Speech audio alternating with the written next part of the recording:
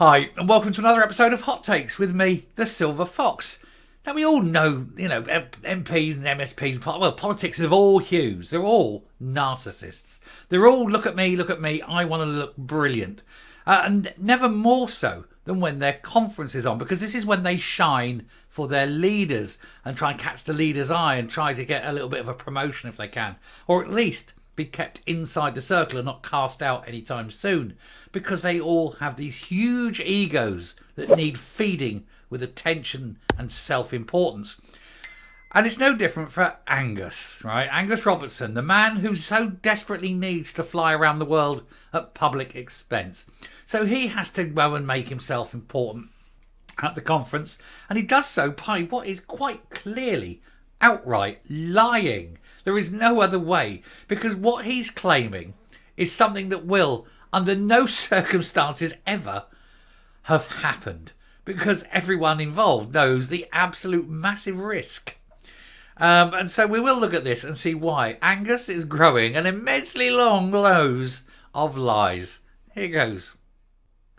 Right, Angus Robertson, and this is joking, isn't it? Angus Robertson brags about private chats with the EU politicians who tell him good luck with independence. And that's clearly rubbish. The last thing the EU want, is to open this particular can of worms.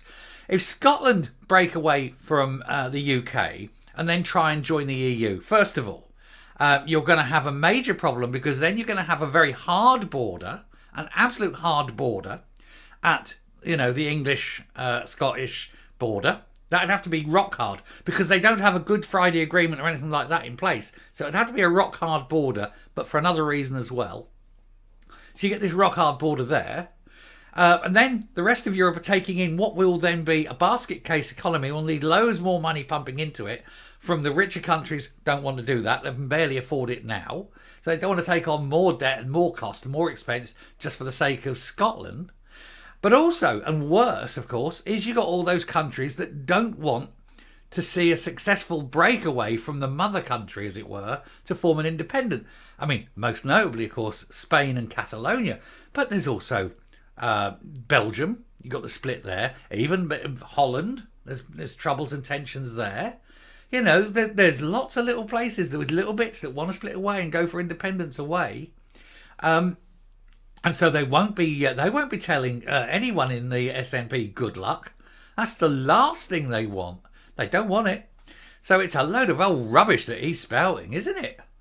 Anyway, they said the SNP's Constitution Secretary and, maker-upper of obvious fibs has been bragging about the very thing he's been told not to do by the UK government, talking up Skexit on foreign trips paid for by British taxpayers. He's been ordered not to. They actually send minders out with him because he's not allowed to do it. We actually need like a Logan Act in this country. And if you break the Logan Act, if you're an American and break the Logan Act, it's deemed treason. And it's a very serious thing. And we need a similar Logan Act so that only members of the national government can talk to foreign nationals, at a governmental level. And that would stop the likes of Air Miles travelling the world and having sort of, these talks with people. Anyway, Angus Robertson has let the mask slip during a fringe event at the SNP's Aberdeen conference, where he bragged about private meetings with European politicians. The UK government has instructed civil servants to keep close tabs on Scottish government ministers abroad, after some, like Robertson, were caught using their trips to try and increase foreign support for Scottish independence. The instances were deemed blatant breaches of the rules, much to the dismay of the SNP. One would argue it's treason. I think it probably is.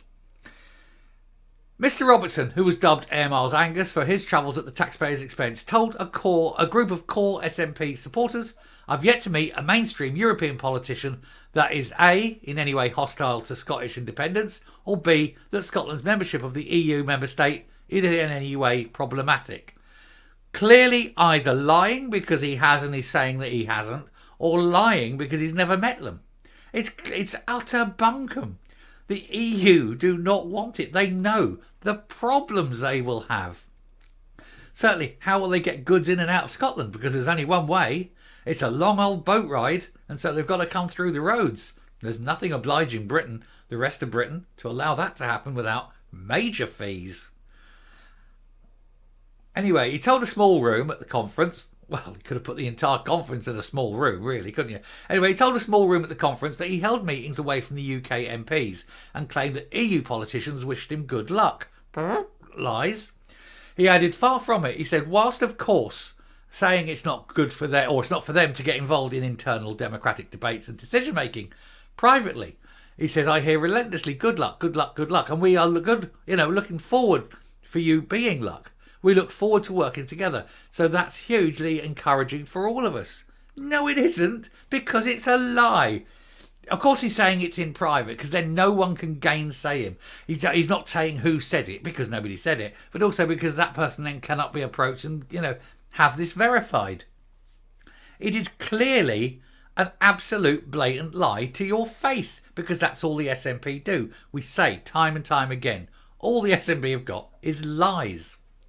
Scottish Conservative Shadow Constitution Secretary Donald Cameron told the Scottish Express the SNP's Constitution Secretary has well and truly let the mask slip while playing to his party supporters at conference. He's confirmed what the public have long believed. These foreign trips are typically used to bang the drum for the SNP's independence obsession.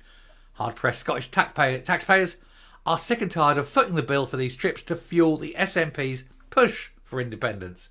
Angus Robertson and his colleagues should be focusing on Scotland's real priorities, such as the global cost of living crisis and reducing NHS waiting times, rather than bending the ear of foreign politicians on their plans for another referendum, which of course won't happen. The foreign trip controversy erupted when the Foreign Secretary ordered his ambassadors stationed around the world in real embassies, not the SNP's pretendy embassies, to ensure that SNP ministers have minders if they have meetings with counterparts from overseas governments. But the SNP aren't a national government, so they shouldn't even be going on these trips. Mr Robertson issued concern that the policy would censor Scottish officials. They need censoring. He also claimed that he had a right to discuss reserved matters with diplomats. He has no right. He's not a diplomat. He's not a national leader. He's not the national government. He's a town councillor at best. Get on and do your day job. Look at the NHS and ask yourself why it's failing. Unbelievable, isn't it? But there we go. Not surprising, but the lies, they come thick and fast at conference because he has this desperate need to look like someone who knows what he's doing. Oh dear, he really doesn't. He's another one though. Can't pass a Greggs, can he? There's a lot of that in the SNP. Anyway, I shall round off there. I shall come up and we shall laugh at the lies and the delusional mentality of the SNP coming up. Do you know, it's utterly sad, isn't it, when grown men have to tell tall tales just to make themselves look less, incompetent and stupid. Make it look as though they know, they've got a direction of travel.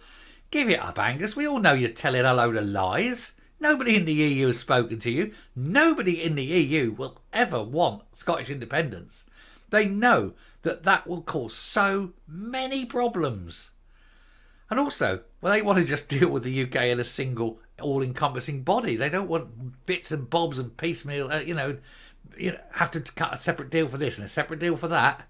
And even if you do go independent, it could take you 20 years to join the EU, if at all. By then, the EU might not even exist. What are you going to do then? Tail between your legs, come back to mummy? Stupid man. Anyway, I shall round off there and leave the lying liar that is Angus Robertson up in the air where he belongs.